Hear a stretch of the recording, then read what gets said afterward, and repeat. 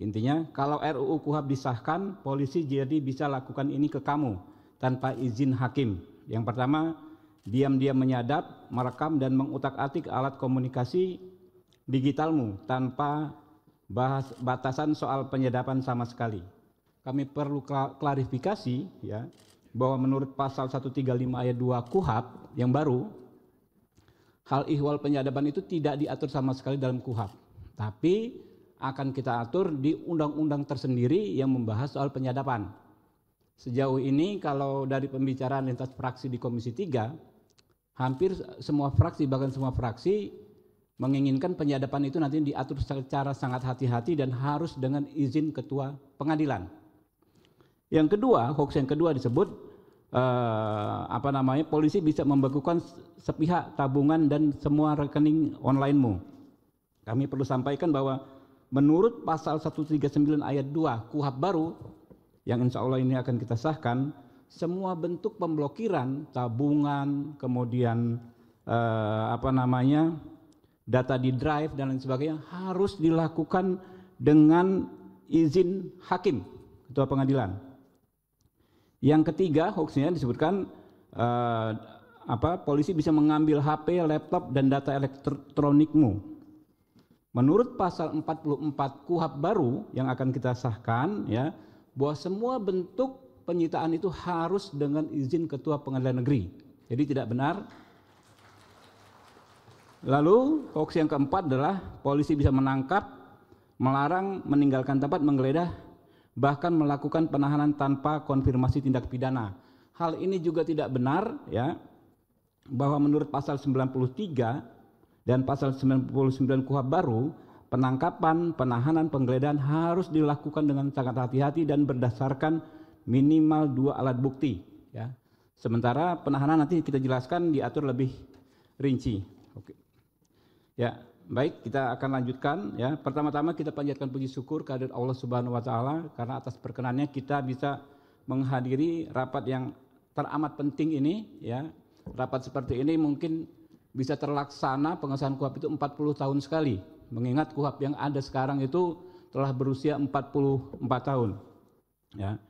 KUHP baru menuju keadilan yang hakiki. Komisi 3 ya bersama rekan-rekan pemerintah mengucapkan syukur alhamdulillah atas telah selesainya pembahasan RUU tentang KUHP yang sangat dibutuhkan oleh seluruh penegak hukum di negeri ini yang akan ya mendampingi penggunaan KUHP. Ya, KUHP itu sebagai hukum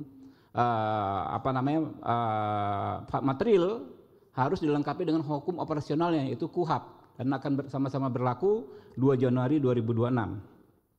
Bapak-bapak, ibu-ibu, ya, kami perlu sampaikan bahwa pembentukan RUU KUHP ini tidaklah terburu-buru sama sekali. Bahkan kalau hitungannya ya, saya hitung waktu kita membentuk KUHP ini lebih dari 1 tahun. Lebih dari 1 tahun. Dimulai dengan 6 November 2024, saat itu kita menugaskan kepada Badan Keahlian Dewan untuk menyusun naskah akademik dan RUU. Baru 18 Februari 2025 RUU KUHP disahkan menjadi RUU usul dari DPR RI. 18 Februari itu juga surat Ketua DPR RI ke Presiden ya, baru tanggal 19 Maret 2025 surat Presiden tentang penunjukan wakil pemerintah, 19 Maret 2025 juga surat Presiden tentang penunjukan wakil pemerintah, 8 Juli 2025 ya pembentukan Panja KUHP. Kemudian Januari sampai November 2025 itu penyerapan aspirasi masyarakat ya secara luas ya sampai 140 orang. Kemudian 13 November pembahasan tingkat pertama RUU KUHP. Hadirin yang kami muliakan ya, KUHP ini dalam penyusunan KUHP ini kami semaksimal mungkin berikhtiar untuk memenuhi apa yang disebut meaningful participation atau partisipasi yang bermakna. Sejak ya Februari 2025 Komisi 3 DPR RI telah mengunggah ya naskah RUU tentang KUHP ke laman DPR Go.id dan melakukan pembahasan DIM secara terbuka. Kemudian telah dilakukan RDBU dengan setidaknya 130 pihak dari berbagai elemen masyarakat, akademisi, advokat serta elemen penegak hukum. Lalu Kita juga sudah melakukan kunjungan kerja ke Jawa Barat, Yogyakarta, Kepulauan Riau, Sumatera Utara, Sumatera Selatan, Sulawesi Utara, Bangka Belitung, Jawa Timur, Gorontalo, Sumatera Utara, Banten, Sulawesi Tenggara, Aceh, Nusa Tenggara Barat untuk menyerap aspirasi masyarakat. Kami juga sudah menerima masukan tertulis dari ratusan kelompok masyarakat dalam kurun waktu 4 bulan terhitung sejak 8 Juli 2025. Bapak Ibu, kemudian seluruh fraksi dan anggota Komisi 3 DPR RI secara bulat menyetujui RUU KUHP dilanjutkan ke pembicaraan tingkat 2 pada rapat paripurna. Bapak Ibu, ya, ada sedikit perbandingan antara KUHP lama dan KUHP baru. KUHP lama, ya, KUHP itu pada intinya adalah undang-undang yang mengatur interaksi antara negara yang diwakili aparat penegak hukum dengan warga negara yang merupakan orang yang bermasalah dengan hukum. Ya. Di KUHP yang lama, negara itu terlalu powerful, aparat penegak hukum terlalu powerful. Ada di gambar yang sebelah kiri ya, yang merah itu. Kalau di KUHP yang baru, ya, warga negara diperkuat, diberdayakan, haknya diperkuat, ya, melalui juga penguatan profesi advokat sebagai orang yang mendampingi warga negara. Kemudian di KUHP yang baru ini kita sudah melakukan akomodasi maksimal terhadap kelompok rentan. Ya. Dalam RUU ini kita mencantumkan pengaturan spesifik untuk kelompok rentan, penyandang disabilitas. Pasal 145 ayat 1 menjamin hak atas pelayanan dan sarana prasarana berdasarkan ragam penyandang disabilitas. Pasal 228 ayat 1 mengatur pengangkatan pendamping disabilitas sebagai juru bahasa. Selain itu, penjelasan pasal 236 pasal terkait alat bukti saksi mengenai hak penyandang disabilitas untuk dapat menjadi saksi walaupun tidak ia lihat sendiri, tidak ia dengar sendiri, ya, secara langsung, ya, penyandang disabilitas harus dapat secara bebas dan tanpa tekanan menyampaikan kesaksiannya untuk kekuatan hukum yang sama. Jadi gini, ada kekhususan untuk penyandang disabilitas dalam bersaksi. Kalau saksi orang biasa bukan disabilitas, dia harus melihat sendiri, mengalami sendiri, mendengar sendiri. Khusus untuk disabilitas, klausul tersebut tidak berlaku karena justru penyandang disabilitas memiliki kemampuan untuk mengenali seseorang atau melihat situasi tanpa panca indera yang ada pada orang yang tidak disabilitas. Kemudian hal kedua terkait hak perempuan, akomodasi kelompok rentan.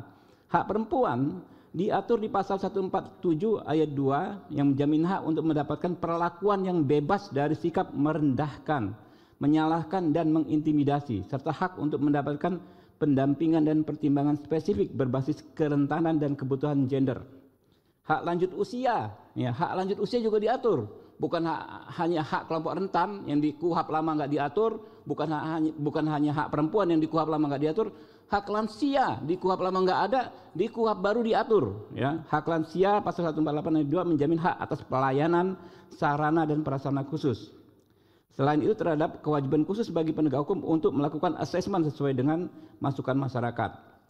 Pasal 5 huruf D menyeli dan pasal 7 huruf N penyidik diberi kewenangan untuk melakukan asesmen untuk mengupayakan rujukan bagi kebutuhan khusus perempuan dan kelompok rentan. Nah, kemudian KUHP baru secara spesifik, ya, mengatur larangan atau perlindungan warga negara dari penyiksaan, yang mana di KUHP yang lama nggak ada sama sekali, ya. Jadi kita bayangkan kalau KUHP lama terus berlangsung hingga saat ini, tiap hari akan ada korban.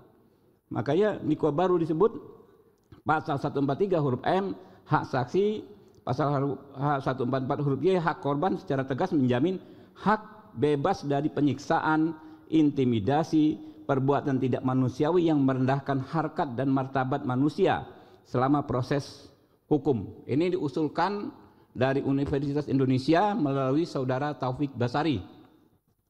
Selain itu, pasal 30 ayat 2 mengatur bahwa pemeriksaan direkam menggunakan kamera pengawas sebagaimana mekanisme pengawasan dan pencegahan praktik penyiksaan.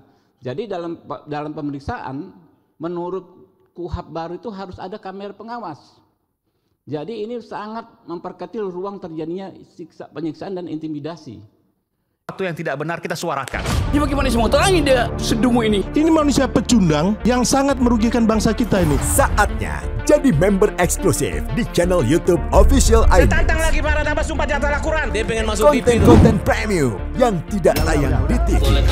Live interaction. Halo pemirsa iNews, ini baru selesai. Emoji dan badge spesial. Reakses konten pilihan. Klik YouTube Official iNews. Join member hanya Rp10.000 per bulan.